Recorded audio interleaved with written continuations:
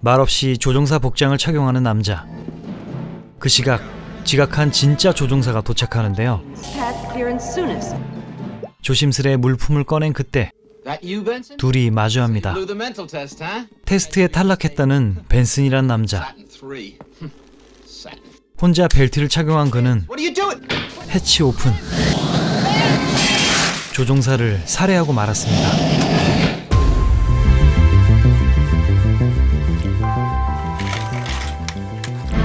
토성 근처의 행성. 지구는 식량난에 고통받고 있었죠. 사망해버린 조종사 제임스는 세턴3로 향할 예정이었습니다. 그를 살해한 벤슨이란 자는 대신 물품을 챙겨 우주선에 탑승하고 말았죠. 최첨단 미세한 우주시대에 신원 확인도 안 하다니. 아무튼 그렇게 지구 식량난 해결을 위해 연구 중인 행성 세턴3로 향합니다. 행성에 거주하는 연구원 2명이 그를 맞아주는데요. 왠지 쌀쌀맞아 보이는 가짜 조종사 벤슨. 마침 그곳은 일식에 돌입했습니다. 가짜 함장 벤슨과 거주 중인 박사 아담, 그리고 파트너 알렉스. 분위기가 심상치 않군요. 지구를 떠난 지 오래된 60대의 아담과 지구는 가본 적도 없는 젊은 미녀 알렉스. 환영해줄까 했지만 벤슨은 파티할 때냐며 일침을 가했죠. 저 유닛의 정체는 뭘까요?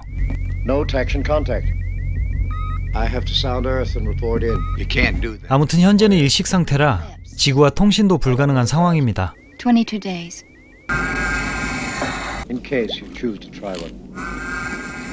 사실 둘은 업무 파트너 이상의 관계였는데요.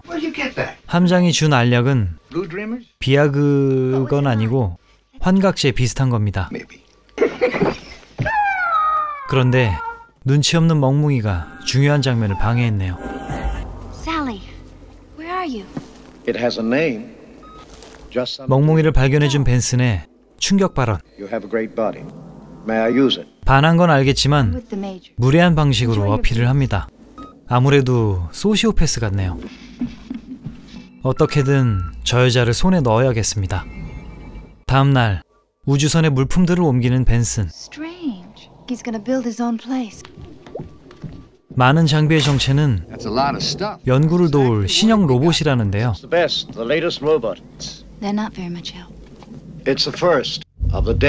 애지중지하던 핵심 유닛은 바로 인간의 뇌를 구현한 파츠였죠. 형태는 있지만 공기계 같은 상태. 직접 가르쳐야 한답니다. 테스트엔 탈락했지만 업무 능력엔 문제가 없었던 벤슨은 훌륭하게 로봇을 조립해 나가는군요. 그러다 또다시 무례하게 들이대고 듣는 것도 불편한 아담 노인. 생각이 많아집니다. 그녀를 놔줘야 하는 걸까 싶었죠. 얼마 후 혈액마냥 용액들이 흐르자 로봇 헥터가 깨어났습니다. 2m 넘는 키의 거대 로봇. 하지만 행동은 아직 미숙했죠.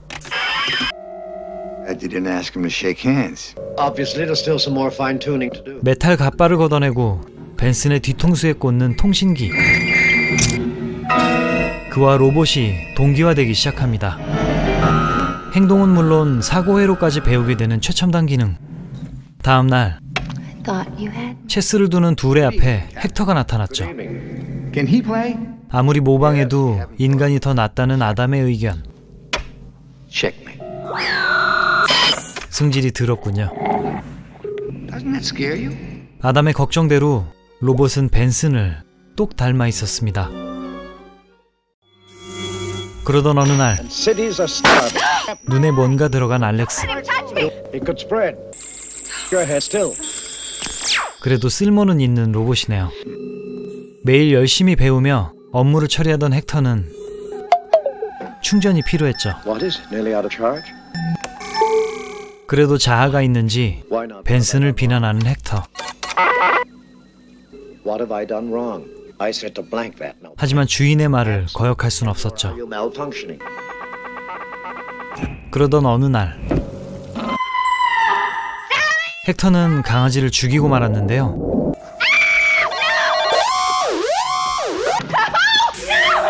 Hector. 벤슨의 명령도 안 먹혔지만 Alex, you ask him. 알렉스의 부탁은 들어주는 로봇. 설마 니들 짠 거니? Did you? 뇌를 연결했기 때문인지 벤슨 마냥 그녀를 원하는 헥터. 원본인 벤슨도 그의 라이벌이었죠. 이참에 그냥 죽게 두고 싶었지만 차마 그럴 수 없었던 아담. 그리고 장비를 활용한 습격. 모두 대피에 성공했습니다. 폭주하는 헥터는 알렉스를 원하는 거겠죠? 난리친 만큼 충전해야 할 테니 그때를 노리기로 하는 아담. Now. 드디어 놈을 쓰러뜨렸죠. 그런데 You can handle it. You handle it. 다시 깨어난 헥터. 격투 끝에 뇌 적출에 성공했습니다. Dismantle it, piece by piece. Say, were you thinking just of her? Captain, you flunked. Go ahead. 인간과 로봇 버전의 벤슨이 공존하는 끔찍한 공간이 돼버린 세턴 3. Captain, how are things progressing? I have completed the dismantling. 아무튼 헥터가 분해된 평화로운 밤. 그런데 깨어난 헥터의 머리와 원격으로 움직이는 기존의 장비들. 해체된 그의 몸을 재조립하기 시작합니다. 뇌까지 장착 완료. 근데 뇌가 없는데 어떻게 움직였지? 어쨌거나 저쨌거나 부활한 소시오패스 로봇 헥터. A week or two, we will have forgotten it ever happened. 그때 지구 복귀를 선언하는 벤슨. I'm leaving. 문제는 알렉스를 데려간다는데요. Can't you feel the decay? 처맞고 정신 차리나 싶던 벤슨은 기습을 행합니다. You're coming with me. 그리고 헥터 등장. 평경장 마냥 손목이 잘리고 끌려가는 벤슨. 죽은 듯이 조용한 기지에서 둘은 탈출을 시도하는데요. 헥터의 추적을 피해야 합니다.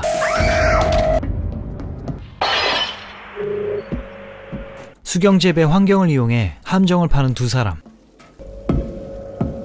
하지만 Come in, Hector. 영악한 로봇 녀석은 걸려들지 않았죠.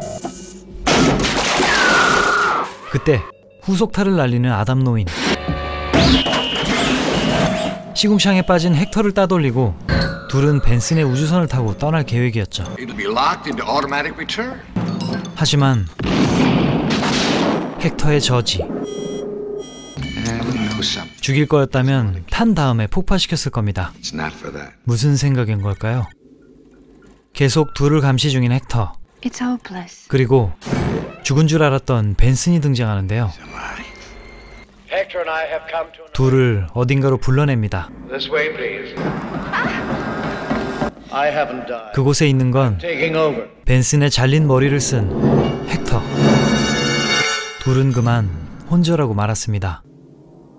한참 뒤 깨어난 아담의 머리엔 두뇌 포트가 장착됐고 때마침 도착한 지구의 정찰기. Survey 19, come in, Saturn 3. Survey 9. 무전을 보내보지만 This is the major. 아담의 목소리로 교신하는 헥터. A-OK. It's our favorite space. 알렉스 흉내까지 냈습니다. Responding very well to his new challenge. Talk to you in 6 months. 이렇게 마지막 희망도 사라졌네요. Sorry, so we can continue with our work. 헥터는 둘에게 식량 개발을 진행시키는데 벤슨의 집념이 보이는 부분입니다. Go on in there. Without you? Go on. 어딘가를 먼저 들르는 아담 노인. 그 역시 꿍꿍이가 있어 보였죠. Ah, there you are. I'm the other one. I'm everyone. I'm in command here. You will do as I say. 인간 놈들보다 우위에 서려는 헥터의 결단. I'm your superior. 아담을 굴복시켜야 합니다. Keep away. Don't do that. You must learn to obey. Turn around. 차갑게 알렉스를 내친 건 바로 자폭하기 위해서였죠. 인간만이 할 수 있다는 고귀한 희생. 그렇게 알렉스는 공포의 소시오패스 로봇을 벗어나 Again and again. 아담의 뜻대로 지구로 향합니다.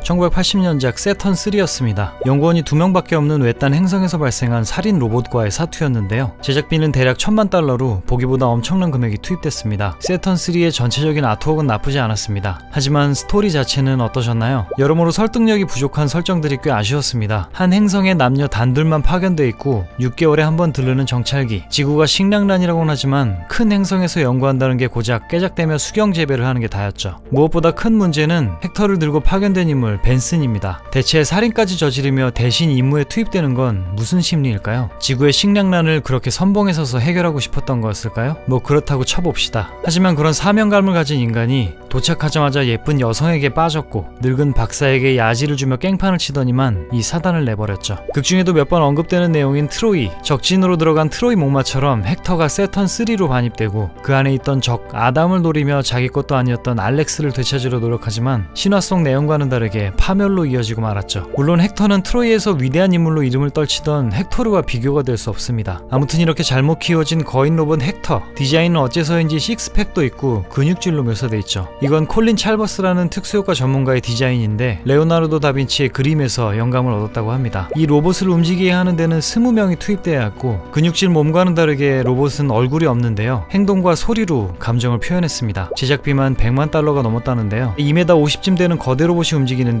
육중한 금속 발자국 효과음을 넣지 않은 건 개인적으로 매우 아쉬웠습니다. 뭐 층간소음을 고려한 설계일 수도 있겠네요. 아무튼 영화의 주연은 셋. 아담 역의 배우는 마이클 더글라스의 아버지 커크 더글라스입니다. 딸뻘 여인과 둘만의 행성 생활을 즐기는 주책덩어리 노인으로 보이긴 하는데요. 인간만이 가질 수 있다는 희생정신으로 헥터를 처치하며 사랑하는 그녀를 지구로 보내게 되었죠. 셀 수 없이 많은 작품에서 연기한 그는 2020년 103세의 나이로 세상을 떠났습니다. 그리고 알렉스 역의 파라 포셋, 우리 채널에선 슈퍼카 경주 영화 캐논볼에 등장했었죠. 당시 최고의 인기를 누렸던 덕에 그녀의 출연료가 상당히 높았습니다. 안타깝게도 암으로 일찍 세상을 떠났네요. 다음은 소시오패스 벤슨 역의 하비 케이틀, 택시 드라이버나 저수지의 개들 등 많은 영화에 출연한 배우죠. 하지만 감정이 결여된 듯한 좋은 연기를 펼쳤음에도 영화 중에 나오는 모든 그의 목소리는 다른 배우가 더빙했습니다. 바로 그의 브루클린 억양 때문이었다는데요. 목소리를 더빙한 건 로이 도트리스, 영국 출신으로 다양한 캐릭터를 연기하는 배우였다고 합니다. 당시 $90,000,000의 출연료를 받았다는 하비 케이틀, 파라 포셋은 무려 $750,000,000를 받았죠. 그 때문인지 하비는 촬영 기간 동안 사람들과 사이가 영 좋지 않았다고 하네요. 그리고 그는 2010년 심영래 감독 주연의 라스트 가파도에 출연하는 치명적인 결정을 내렸습니다만 다행히 아직까지 배우 생활을 이어오고 있습니다.